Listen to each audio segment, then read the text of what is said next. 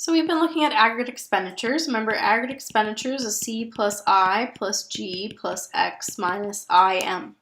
And we looked at the consumption function and we found C was equal to 5 plus 0.6y. We then looked at the investment function and found I was equal to 75 for our hypothetical economy. So now let's focus in on G, government spending. Well, government spending is autonomous of income. So if government spending does not depend on income, what would the graph for government spending look like? It would look like a horizontal line, just like investment spending. So government spending doesn't depend on income because a government can decide to spend more or less depending on its priorities. A government might decide to spend more because it wants to stimulate the economy, get it to grow. But it's also possible that the government could decide to prioritize paying down the debt and so decide to spend less. And these can happen regardless of the income level. So at high levels of income or low levels of income, the government could decide to spend more or the government could decide to spend less. In which case, we're just shifting the graph up and down. It's not changing with the amount of income. And so it is autonomous. It doesn't depend on what's happening with the income level. Which means when we find the formula for G, we have the autonomous portion and the induced portion. The induced portion is just going to be 0. When we look at government spending, we often look at it in relationship to tax revenue. That way we can see what is happening to the government's budget.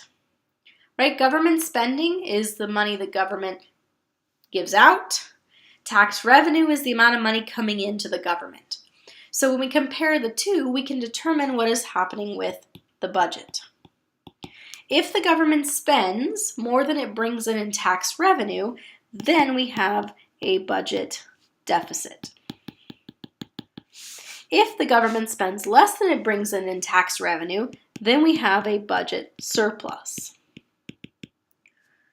So it's important to note not only what's happening to government spending, so we can graph government spending, but also graph what's happening with taxes, because it's the relationship between our net taxes and our government spending that tells us whether we're adding to the deficit and then adding to the debt.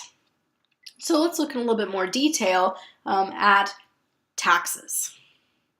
So there are a number of sources of tax revenue. Highway tolls, user fees, that would include, user fees would include things like if there's a museum or a national monument or a park that's owned by the government and you pay to access it, then that is tax revenue and that's a user fee.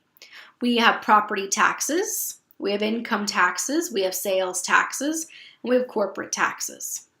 So when we look at taxes, are taxes going to be autonomous, induced, or both? So let's start first with the autonomous taxes.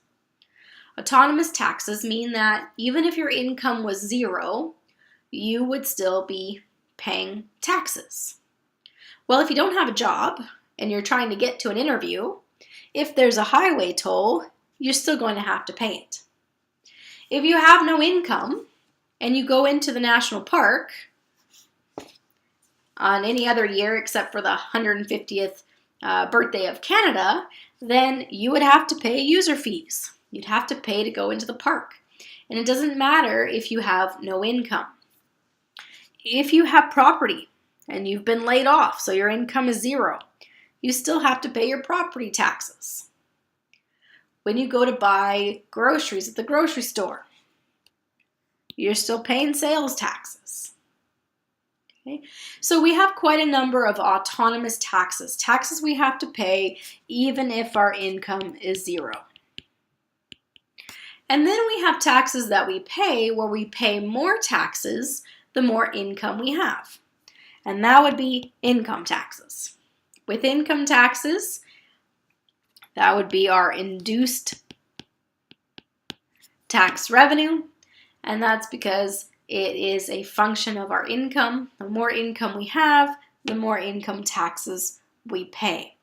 So we expect when we graph the tax function for there to be autonomous taxes, taxes that we pay even when our income is zero, as well as an increasing slope, our graph has a slope, a positive slope, because as our income increases, we are paying more in taxes.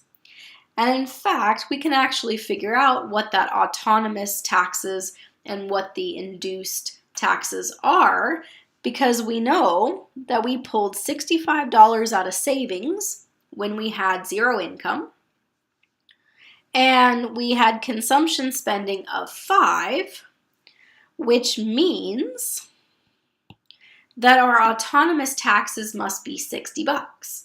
Because if we pulled $65 out of savings and spent $5 of it on goods and services, there must be $60 in autonomous taxes. We also found that the marginal propensity to consume in our previous example was 0.6, and the marginal propensity to save was 0.2. So if we have $1 of income and we spend 60 cents and we save 20, then that means the other 20 cents goes to pay in taxes. So our induced tax revenue here is 0.2 times whatever the income level is, times y. So we can then plot that change in tax revenue here against what's happening with our government spending, and that'll help us tell whether or not we have a deficit or whether we have a surplus.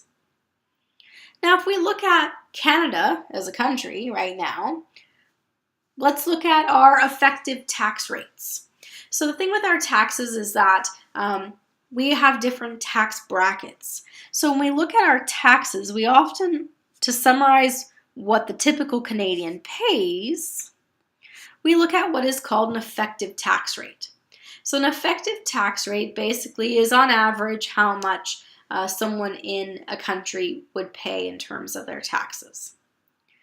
So you can see here on this graph what a number of countries pay in terms of their income tax, and then you can also see the Social Security or our social insurance. Okay? So if we were to compare these countries to Canada, Canada actually would fall right about here where Brazil is. We have an effective tax rate about 30%. So you can see we pay more taxes than they do in the US, but a lot less than they do in countries like Croatia and Hungary and India. All right, so we've talked about our tax revenue, and we know that there's a certain taxes we pay even if we have no income. And as our income increases, we pay more taxes. And on average, the Canadian will pay an effective tax rate of about 30%. So that's our marginal tax rate. For every $1 of income, we're essentially spending 30 cents on taxes. Okay, then we have to compare that to government spending. So how are we doing with government spending? Well, this article came out in January of 2017, and this article talks about decades of deficits could be ahead. And the problem with budget deficits is budget deficits add to the debt. And so the finance department here in this article is reporting that the federal debt could double by 2050 because we're not paying it down, we just keep adding more each year as we continue to do deficit spending.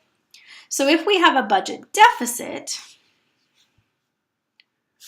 that means that our government is spending more than we're bringing in tax revenue. So let's graph the data for this hypothetical economy and figure out what's happening with their budget, with their government spending, and with their taxes.